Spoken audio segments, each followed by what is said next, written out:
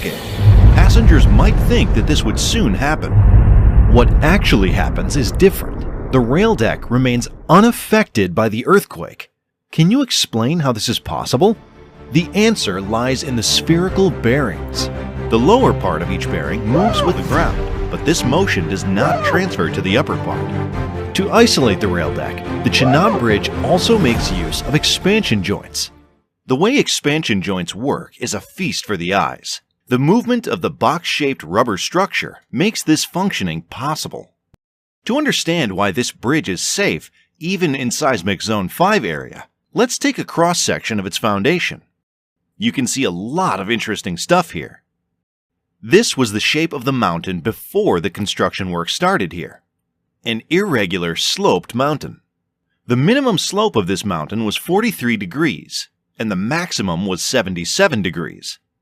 The first job of engineers is to cut these mountains so that the shape is suitable for construction. The rocks in these mountains are not so strong. It's a material called dolomite. Not suitable for erecting a strong foundation. Excavators were used in the initial stage of shape correction. After that, they employed a technique called pre-splitting. In pre-splitting, a lot of tiny explosives are kept in a close distance. Connect them together and they explode. Normal explosives break unnecessary portions of a rock. Using pre-splitting, you'll have greater control over the rock to be broken. The mountains look more clean now, but how to make them stable? The engineers used 3 methods to stabilize the slope: grouting, the use of anchor block, and shotcrete. The Himalayas are young mountains. The rocks in this region have a lot of minor cracks inside them. In the grouting technique, we inject cement into these voids. The cement acts as a glue and the rock becomes stronger. You might have seen a lot of strange-looking blocks in construction photographs of Chenab Bridge. This is a smart slope stabilization technique called anchor block stabilization. In this method, the workers make holes on the slope. After that, they insert a special rod with a lot of tendons in it. In this project, they used divvy-dag tie rods. Now it's time for grouting. Once the grout is hardened, a block is kept on the rod. Now comes the use of a powerful hydraulic jack. The hydraulic jack pulls and keeps the steel tendon in extreme tension. After that, using a wedge arrangement, the steel tendon is kept in tension, even if the hydraulic jack is removed. Now, can you predict the force produced by the concrete block? The steel tendon in tension wants to reduce its length, but the block is not allowing that. This means the concrete block will press the slope inward. This compressive force will greatly increase the stability of the slope. Their next technique is shotcrete. Using this special machine, concrete is sprayed on the mountain rocks. This technique increases the stability of the mountain further. Now, the mountain is ready to support the heavy steel material. Next, they prepare the concrete foundation so that the steel piers of the bridge can be erected on it. Erection of the steel piers is done in a rather straightforward way. But how to erect the arch? No crane in the world will be able to do this task.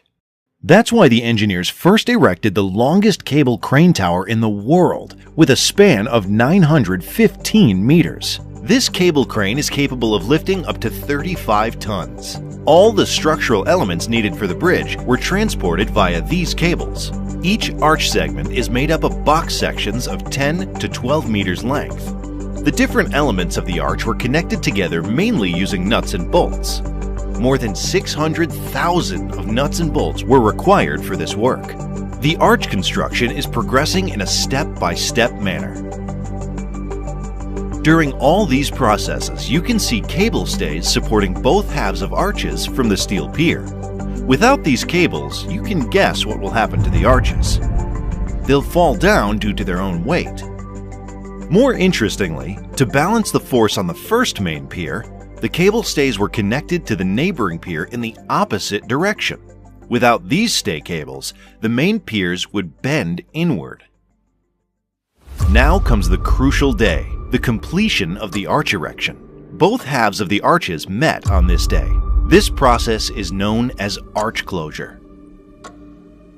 The main issue in arch closure is that even minor alignment issues can cause the final connection an impossible task for the workers. Even if the alignment is perfect, the heavy wind will make the assembly work difficult. So the first task before the structural element installation is to align both the halves perfectly, and also we need a temporary connection between them. This is why this special hydraulic jack is used. By adjusting the green member of the jack, the horizontal distance between the arches can be adjusted. You can see currently only 6 members are missing from the arch. The yellow portion helps in adjusting the vertical distance. The bottom cord can be fitted. Once this is done, the force in the green member of jack can be released now, and a few more elements can be installed. Now they introduce the next jack. Until the perfect gap is achieved in the top cord, adjust this jack. Now, the top cord, the final structural element of the Chenab Bridge, is installed. This was a big celebration. Both arch halves got connected perfectly. The jacks have done their job. Once the arches are connected together, the support cables are no longer needed. The half arches support each other. They erected piers even above the arches. For the erection of the arch, the workers worked meticulously. Even their food was delivered by crane on the arch. The next stage of construction is the installation of decks. The rail track will be laid on this deck. We've already studied about the expansion joints of Chenab Bridge. The main span of Chenab Bridge uses 2 such expansion joints. The bridge is separated into 3 pieces with the help of these expansion joints. In short, the rail deck of the Chenab Bridge is not fixed to any structure from the ground. It's just floating on all these bearings. All this sophisticated engineering, planning, and execution are the reason why the Chenab Bridge became the tallest rail bridge in the world. Its height is 359 meters above the Chenab River, 35 meters taller than the Eiffel Tower. You might have wondered why Chenab Bridge uses the arch bridge technology.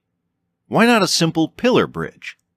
Look at the height of the pillars needed in this case. This would also obstruct the river flow below. The arch shape in an arch bridge is always a parabola. Why not any other shape? To get the answer for this, let's do an experiment. Parabolic versus a circular arch. When I give a weight on the circular arch,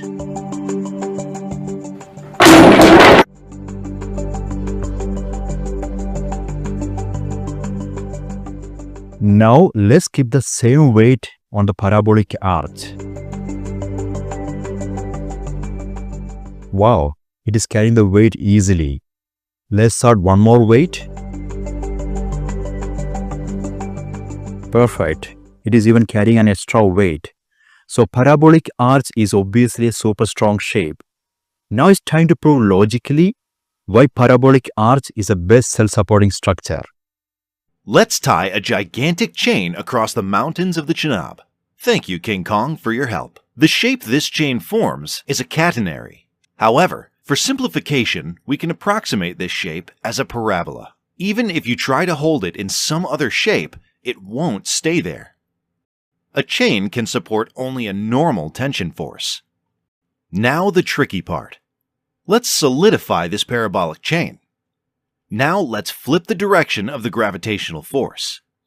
Since the external force has flipped its direction, the internal stress will also flip its direction and become purely compressive. Now just flip this entire arrangement.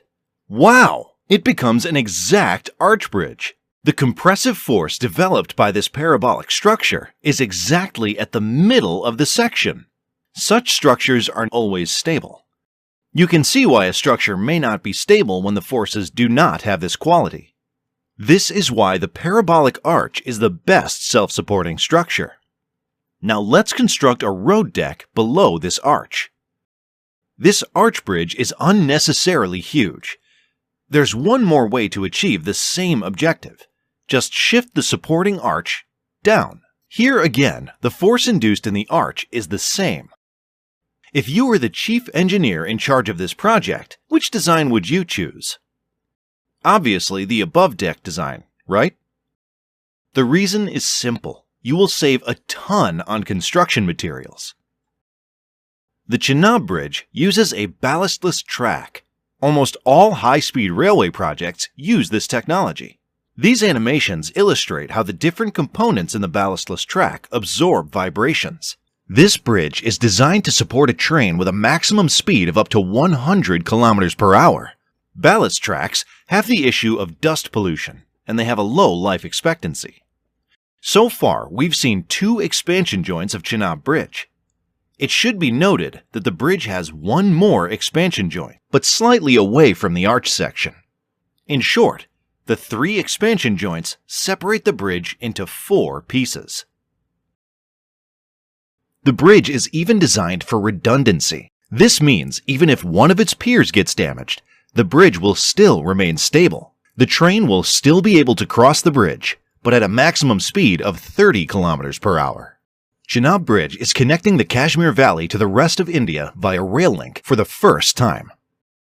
Huge mountains, weak rock, inaccessible terrain, heavy wind, and earthquake-prone area. Chenab Bridge project overcame all these hurdles and became the tallest railbridge in the world.